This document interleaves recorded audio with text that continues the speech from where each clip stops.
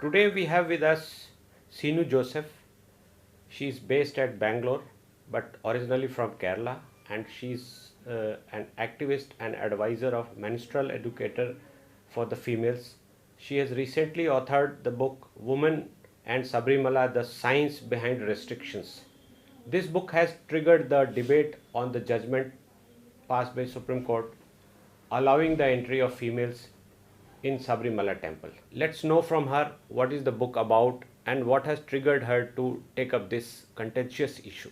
In the entire issue around Sabrimala, we have spoken about various aspects. But the one aspect that has somehow been left out is that of how entering a space like Sabrimala can have a negative impact on the gynecological health of women in the menstrual age. This is the core of understanding this subject, and yet it has hardly been discussed. My perspective comes in as a women's health educator, as a menstrual educator, and I have also studied the temples associated with Sabrimala and how it impacts the female body differently from the way it impacts the male body. The whole aspect has been explained through Indian traditional knowledge systems such as Agama Shastra, Tantra Shastra. The sciences have been understood and explained through Ayurveda, through the knowledge of chakras, and how all of this comes together is what is represented in the book.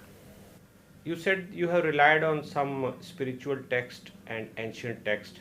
Can you name some of them and how you have interpreted them in modern terms and in scientific terms, and how do you see all of them in conflict with the observations and findings recorded by Supreme Court on this issue? Okay. So, for the purpose of writing this book, I was guided by Sri Arvind Subramaniam ji, who has done extensive research on Shasta tradition. So, before we talk of Ayyappa, it is necessary to know that there was a temple in Sabrimala before even the historical character of Lord Ayyappa. And that dates back to the time of Shasta. Now there are the Puranas, there is Skanda Purana, there is Padma Purana, which mentions an ancient deity called Shasta, who is the son of Lord Shiva and Lord Vishnu in his form as Mohini. Now one of his incarnations was Manikantan, who later came to be known as Lord Ayyappa, and this is there in the Brahmanda Purana. When we look at these texts, we understand that when we talk of Ayyappa, we are talking of a very ancient deity of Lord Shasta. And that means to understand Sabrimala itself, we need to understand Shasta and the temples associated with Shasta. So in this entire subject, Sabrimala is not one temple in isolation. It is part of 6 temples which are called Shat Chakra temples. Yeah, that's very important, and most of us even don't know about it. So please elaborate on this. Okay. So when we say Shat Chakras, it means 6 chakras. What are chakras? So in Indian knowledge systems, we always understood the human body not just as the gross physical form, which is the Sthula Sharira, but also the subtle body, which we call as the Sukshma Sharira. And our sciences, whether it is Ayurveda, Nadi Vidya, Yoga, Chakras, they all deal with this fine understanding of life at the subtle level, at the level of the Sukshma Sharira. And chakras come in that knowledge system. So every Hindu temple is architected in such a way that it directly corresponds to the chakras in the human body. You mean to say it is a living or a organic formation which is taken into consideration before constructing a temple, Hindu temple? Absolutely. So if we look at the texts which talk about how a Hindu temple has to be built, these texts are called the Agama Shastras. We actually have a drawing called the Vastu Purusha Mandala, where you see a human-like form. We call it the Vastu Purusha, who's lying down. And as per his body, and the chakras along his body, the temple is built. So, if you have to picture it, think of a human lying down horizontally along a temple. The feet of the human being lying down is the entrance to the temple. The Dvajastambha, the flag post, that is his genital organs. The navel, the belly region, that is the open area, the Rangamantapa. And then the heart, which is the Anahata chakra, is the Antarala, and so on. And finally, the head is where the sanctum is. And within that, the bromeat, which is the Agnya chakra, is where the idol is seated. So when you walk into a Hindu temple, you're walking into a living, breathing entity, and every part of it is consecrated. This is what sets a temple apart from all other general buildings. And you say that Sabrimala and all other temples are on the same pattern. And once having said so, what is the effect of this kind of arrangement? Yes. See, the important thing to understand, which somehow has been lost in the discourse, is that any of the people who traditionally know the Ayyappa rituals, they will visit the Shat Chakra temples in a particular order only. So there is the first temple representing the lowest chakra, which is the Mooladhara chakra. This is the Sori Muttayan temple in Tamil Nadu, Tirunelveli. So that is the place where you have to go and receive the mala. The mala dharanam should actually happen there. Then we go to the next temple, which is associated with the second chakra called the Swadhisthana chakra. This is the Achan Kovil temple in Kollam, Kerala. The third is the temple associated with Manipura chakra called Aryan Kavu, again in Kollam. Fourth is associated with Anahata chakra, Kulathupura. Fifth with Vishuddhi, Erumeli temple, and sixth, which is associated with Agnya chakra, is Shabrimala. So when we go to Shabrimala, after going through these temples in this order, what happens within the body is each of these chakras are triggered one by one. So it's a scientific arrangement, Yes. you can say. Yes. And given a divine, say, name, and it's being followed as a practice. Absolutely. We ask any of the traditional families associated with Ayyappa, ask the Guru Swamis, Sri Arvind Subramaniam ji, who has helped me in this research, you ask him, they all know that this is how it is and this is the order to be followed. Now the question is, what is the purpose of following this order? Why do we have to go like this, and why not just straight away go to Yes, Shabrimala? that's important. Which is Yeah. what most people do. And that's where we go a little deeper into the science of spirituality. One of the saddest things is that we have separated spirituality and science. We said that they have no connection. But in the Hindu tradition, every cultural practice is very scientific in nature. When I say science, I mean that you can experience it in the human body. In Indian knowledge systems, one of the valid methods of proof is direct experience. We Yes. call it Pratyaksha Pramana.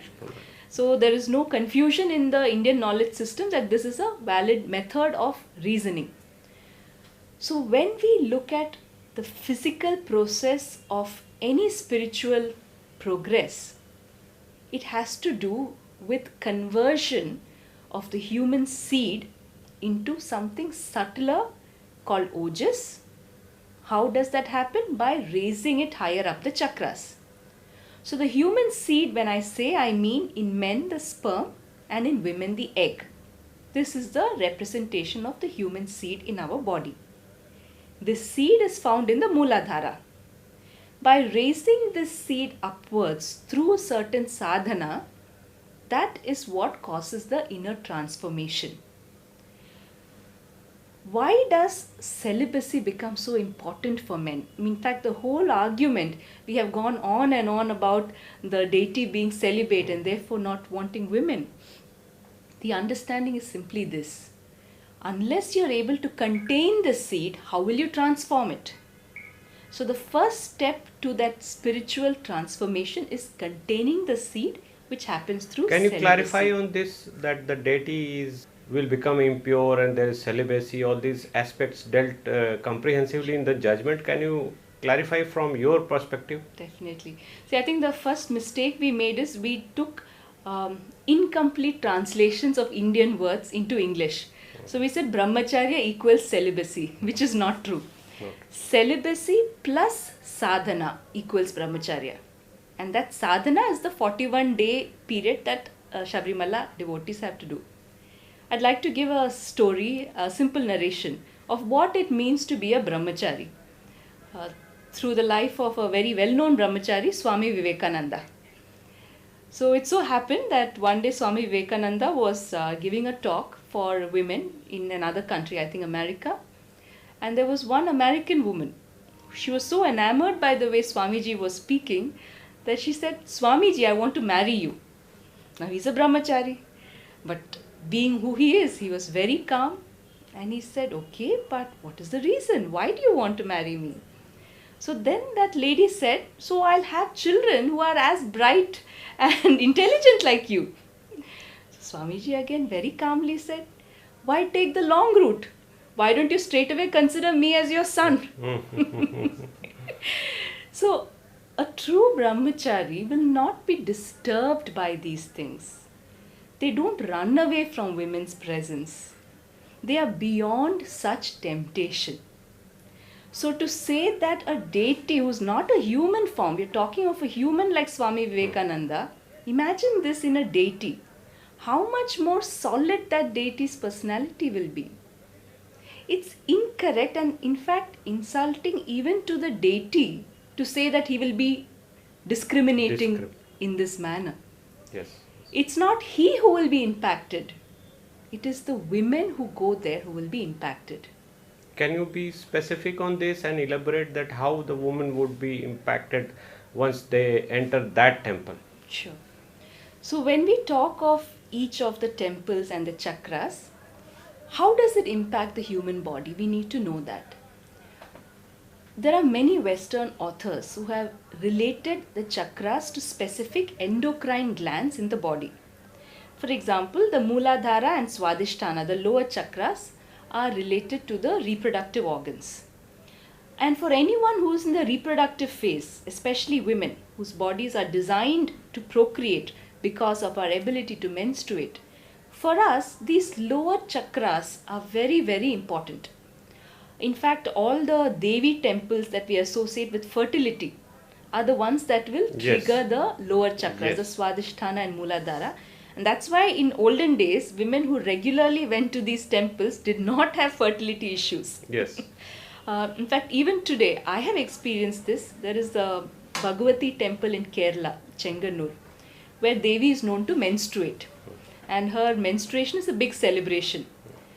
Women who go there, hundreds of devotees will narrate their experience of how their period problems and infertility problems were resolved by going there. That temple's Chaitanyam, when we say Chaitanyam, it's not energy. It's wrong to loosely say energy. Chaitanyam is the nature of the consecration there. So the Chaitanyam in that temple is the kind that will trigger the Swadhisthana chakra and fix any reproductive health problems. So this is how we understand how temples impact the body. Through the chakras, and from chakras, endocrine glands to the organs around it. As we go higher and higher, when we talk about the Ajna chakra, which is what Shabrimala is about, the Ajna chakra triggers the pituitary gland. And the pituitary gland plays a very important role in the reproductive process for both men and women, but in a very different way. For men, when the pituitary gland is triggered, it releases luteinizing hormones. This happens for women also. And luteinizing hormone releases testosterone into the bloodstream. Testosterone is known as a male hormone because of its qualities of increasing masculinity and improving the health of men. But if women's bodies had continuous activation of the pituitary gland and thereby continuous release of testosterone, and at the same time if the Swadhisthana and Muladhara chakra of women were not equally activated, what will happen is the pituitary is releasing but the ovary is unable to convert it. I think that was the reason restrictions were imposed. Absolutely. Keeping in view all these things and in the wisdom of all our saints. Yes, that is true. I mean, if I have to put the whole thing in a very simple language which everyone can understand, Shabrimala is a moksha dham. You go there when you want moksha in your life, which is a release from the physical body. But the physical form of women in the menstrual age, it is all about creation of life. And these two aspects, dissolution and creation, they obviously cause problems. So we can say that it was not a restriction, it was just an arrangement to keep them away so they are not harmed. Absolutely. I mean, I will go a step further and saying that this restriction were protecting women's fundamental right to health. And Right. if we take away this restriction, then we are endangering the reproductive health of women who enter Shabrimala. And you have also narrated Article 25 has a role to play here. Very much. Because it clearly mentions the freedom for to profess one's religion subject to public order, morality and health. It clearly states health. So if a religious practice causes a health problem, then we need to consider that very strictly. So we can't just say equality of or freedom of practice of religion for everyone, because here the health is getting affected. We have to take that perspective into consideration before we arrive at what is to be done here. And you also say that Article 25 will determine the final status, what should be done by the court. It should, and that is what is being talked about. But the question was always about, does Article 25 was about allowing Hindus, all Hindus, irrespective of caste or class or sect, entry into a temple. But if you see the Shabrimala case, the discrimination is not based on caste or class or Yes. sect. It is very specifically to women in a certain age group. And Article 25 also says subject to health. You find that such arrangements are already in other parts of the world, and there are restrictions on female. Yes. And you have also recorded this. Yes. Can you elaborate on this? Yes, Shabrimala is not the only mala. Mala means hill basically in Malayalam, where women are not told to enter. In fact, in Shabrimala we have this restriction of women in menstrual age. But if you look at Mount Athos in Greece, you look at Mount Omin in Japan, both these places are at an altitude of over 5,000 feet. And here it is even female animals who are not allowed to enter. And both these places have monasteries where they have only male monks. And females of all ages are barred from entry. Now, if you look into the studies, there is enough research out there which shows that high altitude affects female fertility. And it is with this understanding that these restrictions have come. If you look at Shabrimala, it is at the height of just 1,000 odd feet. But that 41-day yatra, the journey that devotees have to make, they have to climb 18 hills. One among these 18 hills is Karimala, which is at a height of 6,660 feet. And even the most ardent devotee fears climbing Karimala. A lot of legends around it. So if women went to that altitude of 6,000 odd feet, it will have an impact on their fertility, which could even result in an early menopause. So if you see the 41-day yatra as well as the temple, both have a negative impact on women's gynecological health. And you have also recorded that the entire temple complex around all the temples, there was arrangement for the well-being of the pilgrims, and whosoever suffered was supposed to visit a particular temple and would gain his health. Yes. And so please tell us about that. See, the interesting thing about Hindu temples is that they were our first health and wellness centers. And that's why the rule said that every village, every town should have a temple.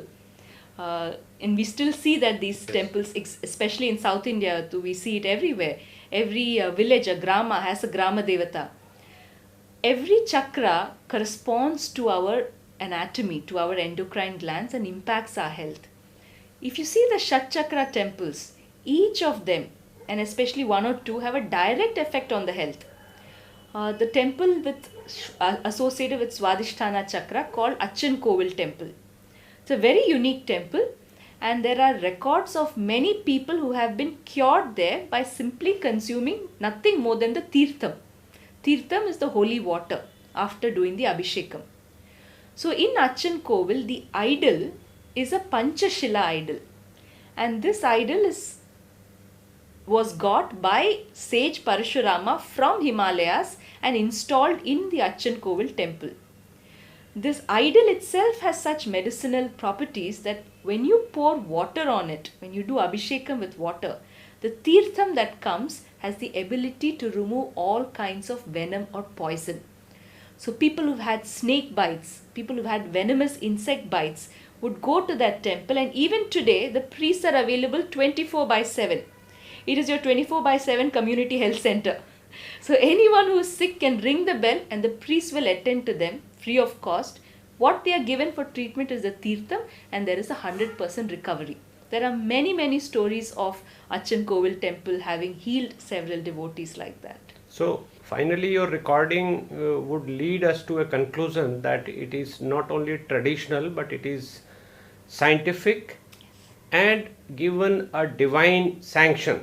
Yes. So disturbing that arrangement would bring havoc on the health of females visiting that temple and would cause damage to the society. Absolutely. I mean, if at all we don't understand this at this point, in the coming days, we will have an unprecedented rise in menstrual and reproductive health disorders, because in our country we have a temple in every street.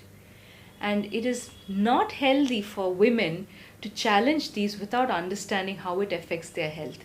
They are the ones who will suffer, nobody else. And you have also taken note of the conflict between allopathic way of looking at the things and Ayush way, or the Indian traditional way of looking at such things and problems. Can you distinguish both of them?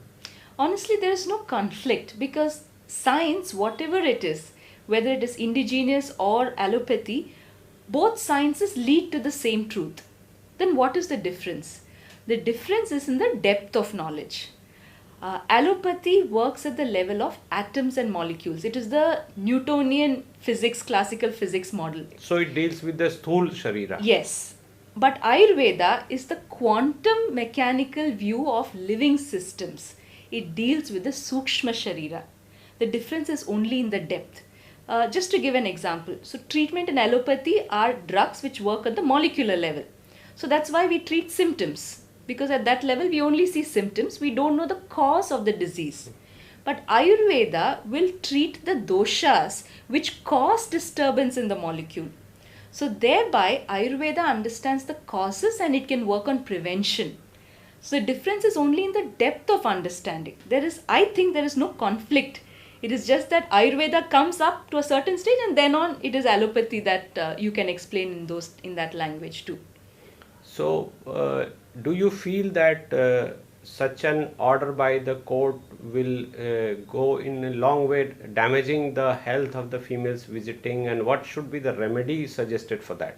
I have no doubt in my mind, with my research of the last 10 years, that women who enter Shabrimala, if they are in the reproductive age, they will definitely have menstrual and reproductive health issues. It could be short term, it could be long term, it depends on how much exposure they have to that space. It is my sincere request that I may not be able to influence the court, but I do wish that the women, even those who are protesting, try to understand that it is for their own good and for their own health that this traditional restriction and in the has larger come. interest of the society as well, Absolutely, because it will absolutely. open a gate where people will start flocking there just for other considerations, and it will lead to a chaos in the religious arrangement as well. That's And true. leading to bad health to That's true. 50% of the population visiting there. We think you have done a great work, and let us see how the system, the court, the government takes your work and gives a sanctity to the same. We wish you all the best in your endeavor.